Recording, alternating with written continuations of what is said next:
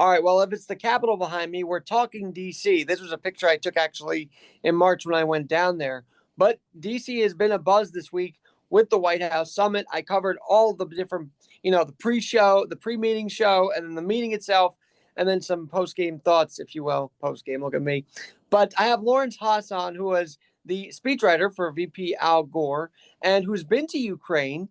And we were talking privately, if you don't mind saying, and you were not impressed as I was with the summit. Tell us why.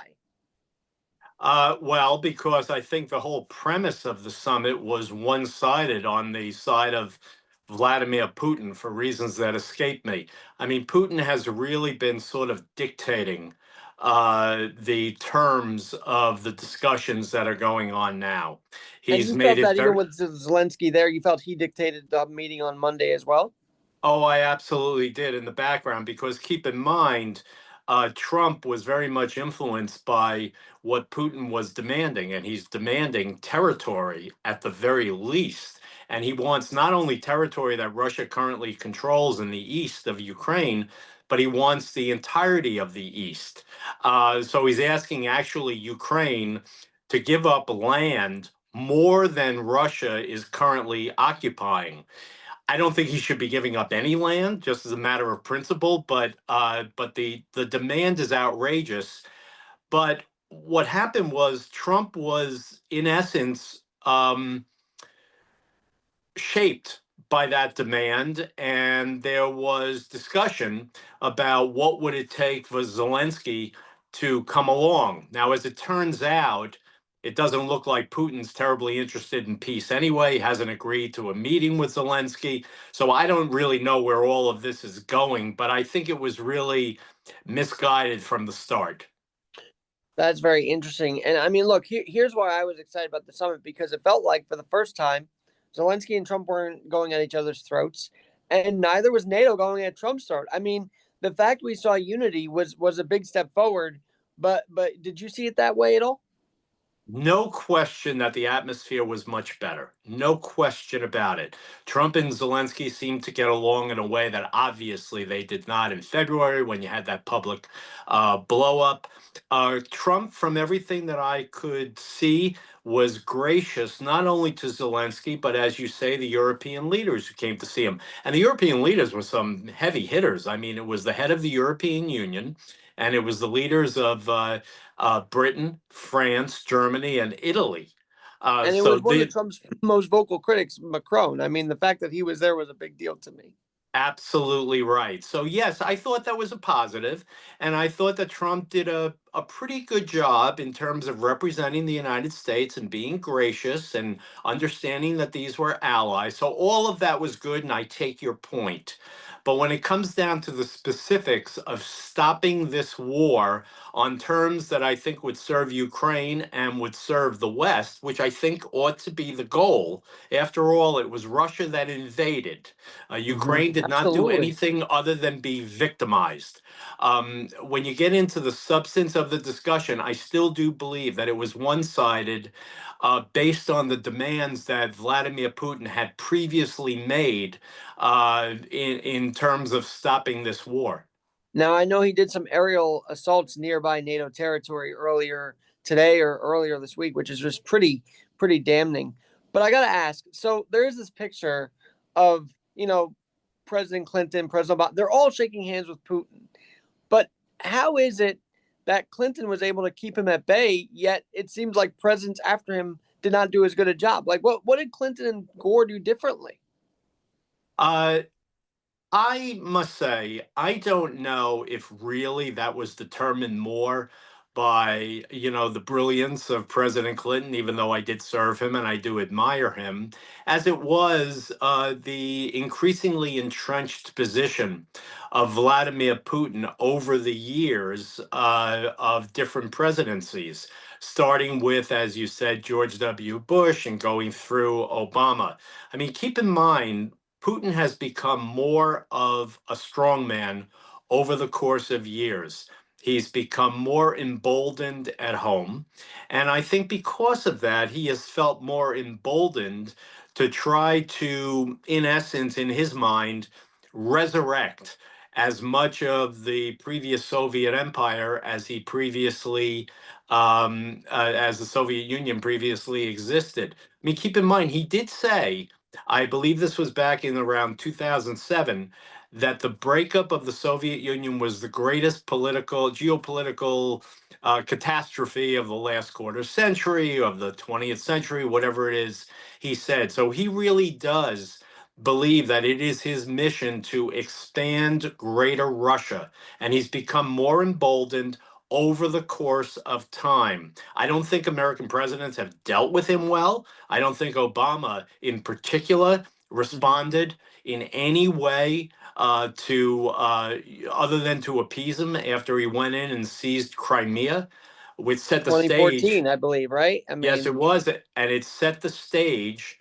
for what we saw in 2022. I mean, after all, Putin saw that he got away with taking Crimea.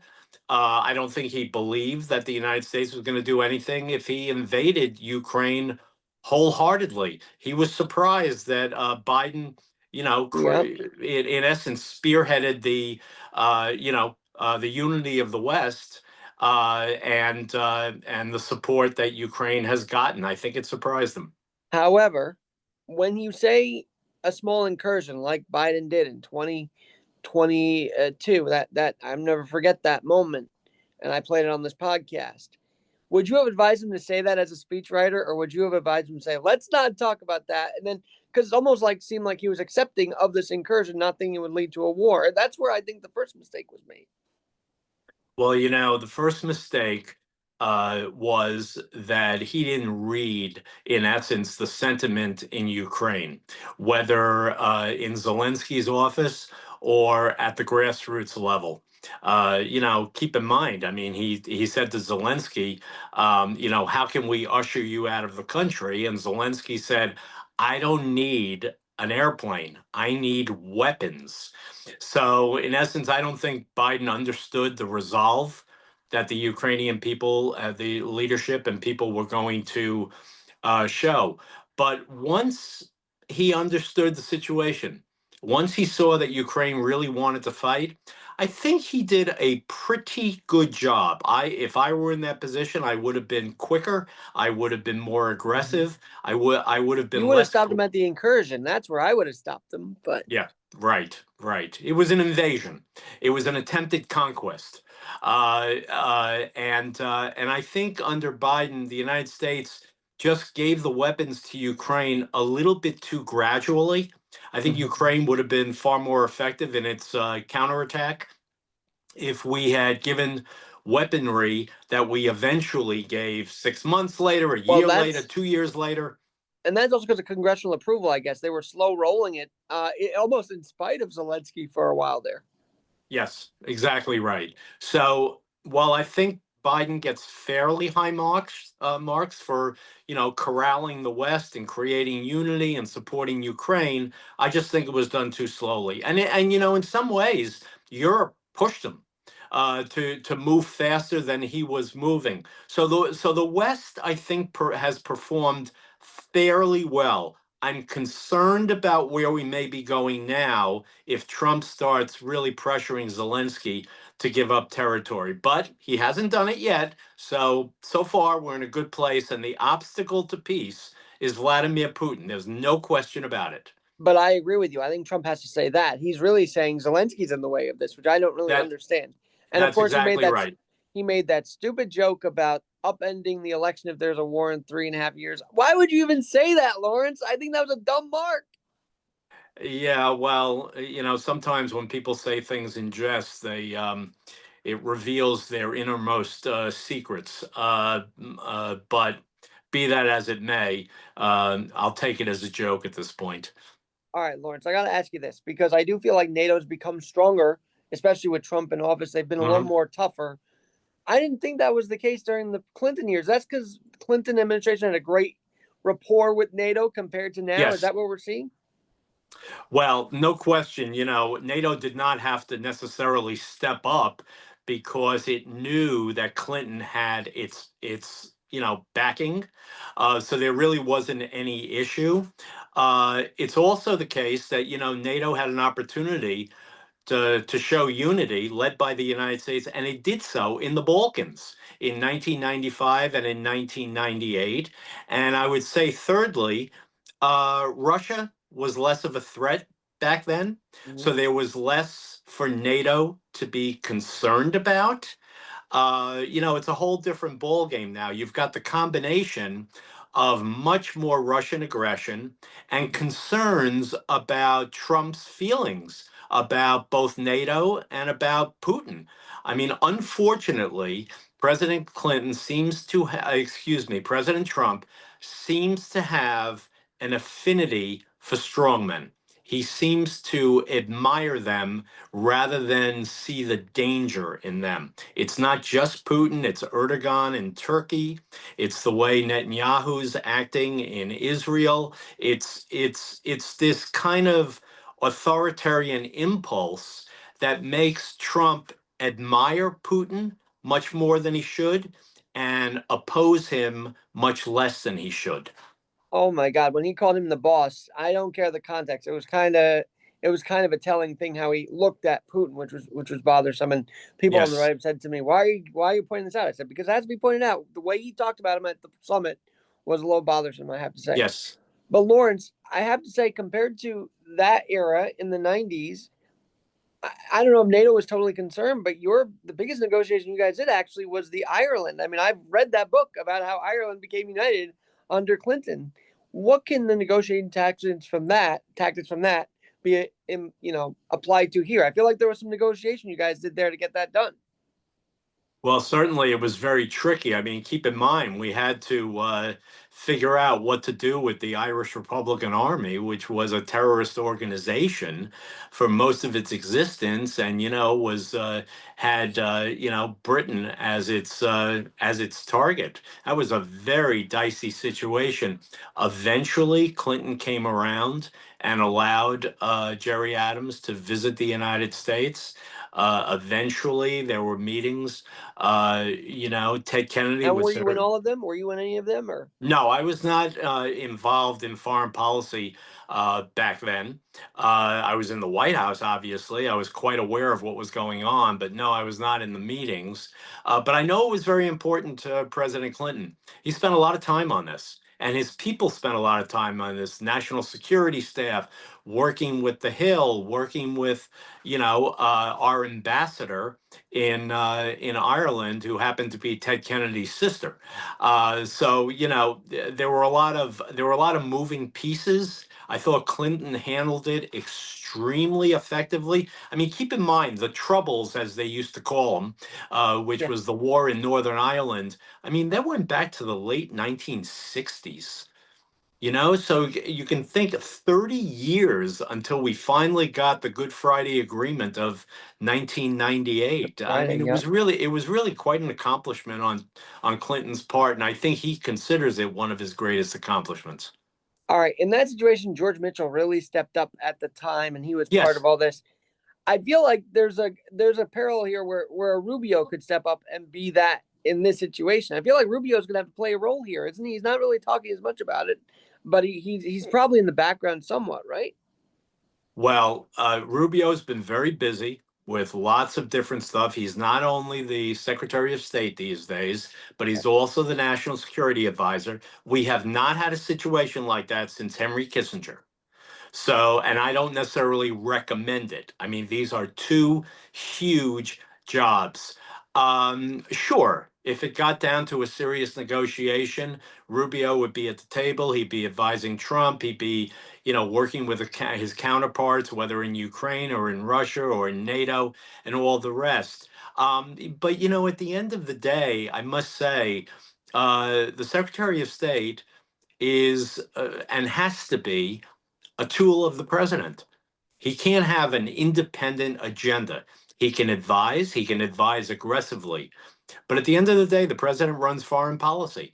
So this is going to wind up in the Oval Office, and Trump is going to have to figure out what his bottom line is. Hopefully, Rubio will push him to be more supportive of Ukraine than he has been so far. But we'll have Mhm. to see. We'll have to see. All right, all the leaders thanking Trump was fascinating. By the way, just to make that note, it was amazing. All of them thanked him after all this. But I gotta ask you this because you've been to Ukraine. Yes, Since we last talked? Have you been back? I have not been back, but I do, watch it pretty closely. There is fatigue in Ukraine over this war, no question about it. Well, there have been protests against Zelensky. I've noticed the streets being filled now with protesters. It's very interesting. Well, there are a lot of different issues. It's not just the war. I mean, there's corruption in the government, which started way before Zelensky. He's done a decent job in trying to root some of it out, but he hasn't, rooted it all out. So that's something going on. He also hasn't allowed any elections, Mm. and that's not something that is necessary in a democracy. I mean, after all, we were at war in 1944. We had our presidential election. The incumbent, who had been there for 12 years, Franklin Roosevelt, had to run for re-election. Yep. He wound up winning with 57% of the vote. It was actually his slimmest margin of his four elections, but he stood for office. There's no reason why Zelensky cannot stand for office. So, as much as I admire him as somewhat of a modern day Winston Churchill, I do not support the idea that somehow, because they're at war, democratic, normalities need to be somehow frozen and we can't have an election. So there's concern about Zelensky on a variety of fronts. But there is, I think, far more unity in this country over one thing, which is they don't want to be ruled by the Russians. They do No. not want to be ruled by the Russians. Russian control or influence in Ukraine dates back 100 years to the beginning of the Soviet Union. And the Ukrainians have had enough. They don't accept the fact that they've lost Crimea. They believe that the current war started in 2014, not in 2022 with this invasion, that it actually started in 2014. And I don't see any indication that there's not continuing strong resolve to, oppose this attempted conquest. Well, it's going to be very interesting. UN. I mentioned that the United Nations is coming up in a couple of weeks, so we have to see how that goes on. I mentioned that Yes, for a reason, but I also think I remember in '08, before the Olympics began, George W. Bush, I think, was interviewed by Bob Costas or whoever it was about the invasion of Georgia. I mean, Russia's been at this for a long yes, time, and you yes. think what happened in '08 with Georgia, people would be woken up by then, but it just they were caught sleeping a lot of the time. I felt, but by all this. Democracies are slow to react. I mean, look at what happened in the 1930s when it should have been abundantly clear where Germany and Italy and Japan were headed. It should have been abundantly clear. And yet, England was very slow to rearm. There was a real sense of, in Europe, of hiding your head in the sand and hoping things don't get bad. And frankly, there was a strong sentiment in the United States that yes, things may be getting a little dicey in Europe, but Hitler's not that bad. Mussolini's not that frightening. And after all, we don't want to be involved, and we have an ocean between us, and we'll be okay. And it was really a great effort on FDR's part starting in the late 1930s to try to educate the American people on what was coming, but it was quite a challenge. My greater point is this is nothing new. Democracies are slow to react. Now, when they finally react, they tend to be on the winning side because, frankly, democracy is a stronger form of government than authoritarianism at the end of the day. But I'm not surprised that somehow we didn't get the message in 2008 or we didn't get the message in 2014. I'm not terribly surprised based on history and based on how democracies tend to act. And I think we want to see the good in all these countries, even the bad Yes. ones. I hate to say that, but it feels like that too. Lawrence, I got to ask you this. You were writing for Vice President Gore. Yes. Did he address NATO? Tell us about the times you wrote for him to address the international community. Well, he was terribly involved with regard to uh, foreign policy on a whole bunch of fronts. The negotiation with North Korea to rein in their nuclear program, U.S. relations with South Africa and Mhm. other countries. I will tell you the one time when I really was very close to the action on negotiations, Vice President Gore flew to Israel in 1998 to celebrate the 40th anniversary of the establishment of the state. He was representing the United States.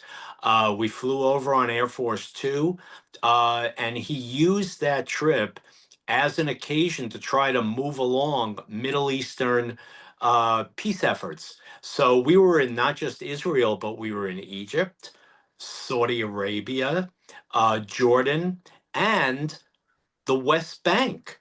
And he spoke to Arafat, and he spoke to, the heads of the other countries that I mentioned. And while we did not obviously get to Arab-Israeli peace or Israeli-Palestinian peace, he was heavily involved in those efforts. And when you see it up close, you realize how human of an experience this really is. This really has a lot to do, not just with geopolitics, but it has to do with, do I trust this person sitting across from me at the, across the table? Sure. Interestingly enough, the head of the Palestinian side was Yasser Arafat. Yep. The head of the Israeli side, Benjamin Netanyahu. That was his first term as prime minister. So the more things change, the more they remain the same, right? That was a long time ago. Well, right, and I tell you, I feel old now because when I was 3 or 4 years old, we saw Arafat rolling into the UN, which was kind of a big deal at the time that he Right. was in the States for that. But it had to be complicated, and I'm sure because you were involved with that, you want to see peace. And this is my next question then: could whatever happen here, if there is a true peace deal, be the blueprint for what happens in Israel and Palestine 5.0? I feel like we've been through 5 generations of all this, right? Could this be the blueprint for that peace deal next? I would love to say yes, but I cannot, in all honesty, say yes. The issues are so different. Here you have Russia that wants to resurrect Greater Russia. In the Middle East, you have got Israel on one side and Iran and the terrorist organizations in its axis of resistance on the other side. And we saw over the last couple of years the first direct confrontation, a military confrontation between Israel and Iran. And until there is some resolution of that greater conflict, I don't see how we are going to get Israeli-Palestinian peace. I mean, we still have Hamas as the ruling entity in Gaza. And everybody says the following: Hamas needs to be disarmed. But do you notice the passive tense? Hamas needs to be disarmed. Who is going to if you're not going to let Israel do it, who is going to disarm Hamas? And no one is volunteering. No one And has an answer for it. until somebody steps up and says, "Okay, we've had enough. It won't be Israel. We're going to go in." Who's it going to be? The United States, NATO, Saudi Arabia, Jordan? Who's going to do it? Until we answer that question, I don't see prospects for peace. Now, does that mean we all don't want to see the continual bombing of Gaza, but does that mean you support Netanyahu's efforts to get Hamas if no one else is going to help him get them? Or how would you go about getting them if no one else is going to step up here? Okay, so I think we have to make a distinction between what's the end goal and what are the tactics. I do not support the idea of reinvading Gaza. I do think there is a strategy that might be a little bit savvier, which Okay. is that you keep the pressure on Hamas And there are ways of doing that. I mean, no intelligence operation is better than Israeli intelligence. Nobody is better than covert operations than Israel. So I do think there is room for a narrower effort to keep the pressure on Hamas and at the same time relieving the suffering to a great extent of the Palestinian people. So I'm with him on the end goal because I think only Israel can disarm Hamas fully. But I'm troubled by this wholehearted strategy of reinvading Gaza, calling Mm. up 60,000 of reserves, and all the rest. By the way, speaking of reserves, I know that there were Americans that were not were helping Ukraine, but sort of on the down low, so it wouldn't look like Americans were helping Ukraine in the efforts. I know Trump doesn't want troops on the ground. We are going to get there, though, or no? We're not going to get to that point, I hope. I don't think we're going to get the troops on the ground, and I don't think we're going to get to European troops on the ground. Hopefully, there will be peace and there will be real security guarantees that will be backed by the United States and the leading powers in Europe, maybe through NATO, maybe not. I think these guarantees have to be believable, though, and Uh, they mostly have to be believable in Moscow. I know. And when he got invited to Moscow, don't even start. I'm like, don't take the invite. Do not take the invite. That's Right. taking the bait. But you're in DC now, still, right? Or where are you? Yes. Well, I mean, we're speaking from my home in Potomac, Maryland, but that's right outside of DC. And yes, my work continues to be related and in Washington, DC. All right, let me throw a theory out there for you then. So I was there in March, and I didn't really feel unsafe. I felt like we were fine. But are you on the daily when you're there? Do you see issues that warranted the National Guard? And then let me ask you this, because this is my big theory of the week. I think he called them in to clean up DC so that these European leaders don't look at us and say, "Boy, what a mess this town is." Is there a correlation to that we didn't even realize till Monday? I don't think so. And I do not think that the takeover of Washington, D.C. was warranted. It is not the case. Look, obviously there are crime problems in Washington, just like there are crime problems in every major city and more suburbs and rural areas than you might think. But we are not at a moment when somehow crime is out of control in Washington. It's just not the case. If anything, crime is going down, whether based on murders or robberies or other types of crimes. So no, I don't think it was warranted in any way. And it troubles me because it's again an example of an authoritarian type of impulse that troubles me greatly. You there, Lawrence? I am. I lost you for a second. Yeah, no, it felt weird, but then I started to put two and two together, and that was how I correlated. But no, I love DC. I love going there to see the Capitol. It was fun. It did not feel unsafe in my view anyway. So I guess I'm not there every day though. Lawrence, I got to ask you this. Next year is going to be 30 years since they won re-election, which is just crazy to think about. When did you join the Vice President Gore? Was it term one, term two? When did you jump in the fray there? So I came to the administration essentially Labor Day of 1994. So almost 2 years in, before the midterm elections, I first served as communications director of the Office of Management and Budget. And I did from Labor Day of 94 through 1997. So into the second term.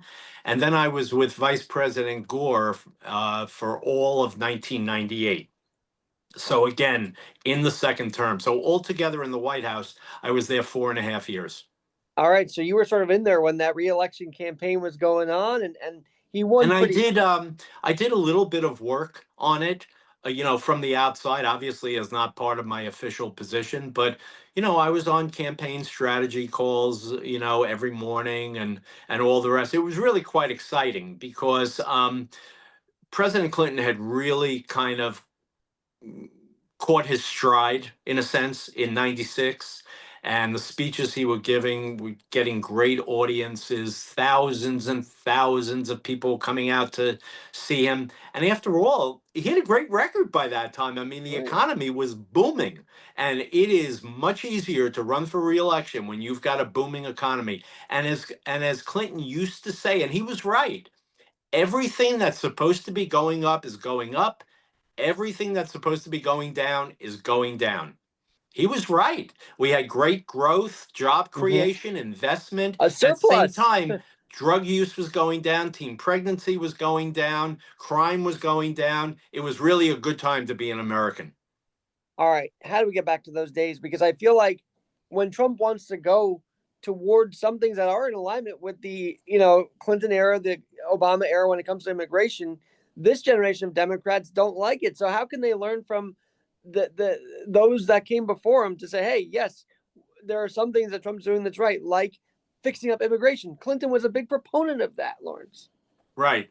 So, one of the things that I think most troubles me about our current situation is that the Democratic Party has been largely taken over by the progressive left. And the progressive left seems to believe that if they just yell a little bit louder, they will convince people. And I think what President Clinton understood, as did Vice President Gore, and this is what made them effective, is that the country is essentially centrist. And Clinton made progress incrementally, not in radical terms, not in revolutionary terms. The Democrats need to acknowledge problems on their watch, and they need to come up with solutions that are practical, that people can digest, that make them believable. But, turning your head away and saying inflation isn't that bad, or turning your head away and saying the border isn't out of control, or turning your head away from a variety of other problems is not a formula for gaining trust, the trust of the American people. So, how do we get back to that? I hope that the Democratic Party goes through an evolution where the centrist elements come to the surface and begin to exert more influence. And that's what happened in the years before President Clinton was elected in 1992. Well, yeah, and maybe we'll get back there. But for now, it's almost like we all have to worry about Mamdani now being elected in the city. That's how crazy it's gotten, Yes. Lawrence. Yeah. So it's pretty wild. All right, I want to give a couple of more parallels here because I'm watching Putin and Trump and Putin and whatnot. I can't help but think of Reagan Gorbachev. Is there a similarity there? Is there any big differences? Because Reagan kept Gorbachev in check. I don't feel like Trump's gotten there yet with Putin. Maybe he can, but can he achieve what Reagan did? Well, President Reagan, who I've come to admire in recent years, had this expression that I think he took very seriously when it came to the Soviets. This is, at the time, they were the Soviets. The Soviet Union didn't crack up until about 1991. He used to say, trust but verify when it came to arms control or anything else with regard to relations with the Soviet Union. Trust but verify. I think President Trump is far too much on the trust side and far too little on the verify side. So he takes Putin at his word, even though history shows that Putin is an almost pathological liar, that he doesn't follow through on his commitments, that he will pretend that he wants peace, even though he wants continued war. I mean, anyone who believes that there's going to be, peace for the long term with Vladimir Putin in power in Moscow is delusional. If there is a ceasefire, if there is a peace, it'll just be a time for Russia to rearm, regroup, and launch the next effort to conquer Ukraine. And that's what I That's feel like what, with Hamas too, because I feel like yes, Hamas would take that, would actually not agree to the ceasefire while Israel would. I feel like that's how that would go. So I agree with you in that context yes, of that. Um, yes, and the other thing about the media which drove me crazy is they were sympathizing with Russian soldiers who were duped. Meanwhile, they criticize every American soldier that goes in saying, "Why are you doing this?" What a hypocrisy, right? I mean, to side with a Russian soldier and say how bad, how poor them, it didn't make sense to me at the time. Well, not only that, but keep in mind with regard to their, conduct of the war. I mean, Russian soldiers have committed some of the worst human rights abuses that we have seen in recent memory. When I was in Ukraine, I visited the town of Bucha, which is right outside the city of Kiev, and it was an area where, with the invasion, the Ukrainians blew up the bridges leading into Kiev from Bucha, which would have made it easier for the Russians to, roll their tanks in. So, in response, as a premeditated act, the Ukrainians blew up the bridges so that the tanks couldn't roll. Well, the Russians then went into Bucha and took retribution. And they committed some of the worst human rights abuses on the people of Bucha that, as I said, we have seen around the world in recent decades. So I have no sympathy for Russian troops. Obviously, there are good people in Russia that did not want to serve in this war. That's fine. And I empathize with them. But as for the Russian army as a whole, I don't have much sympathy. Absolutely not. And I gotta say, the corporations that fled Russia after the war. Well, why were you there in the beginning? I don't understand why these corporations ran tail. Hey, you partner with a dictatorship, stick with them through it. Why not? Well, you could say the same thing about the dictatorship in Beijing. Hmm. I mean, we're doing. I understand our economies are intertwined with China's economy, so it's more complicated.